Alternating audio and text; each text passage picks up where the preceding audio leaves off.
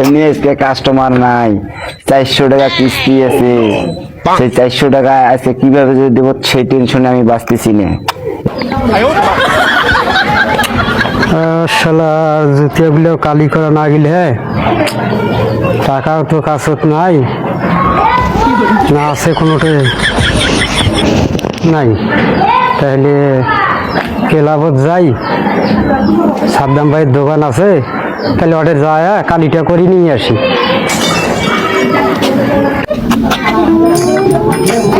সাদ্দাম ভাই, আমার জুতিয়াগুলো একটু কালি করি দেওয়া লাগে। হ্যাঁ দিতেছি, দেন কালি করি দেন। হয় হয়। শাহজাহান ভাই, হ্যাঁ ভাই। আপনার কাছে আগের কয়টা টাকা পাওয়া যাবে? হ্যাঁ পাইবেন। আজকের টাকা সহ আচ্ছা, আমার টাকাটা দিয়ে আমার একটু কিস্তি আছে। তাই নাকি? হয়।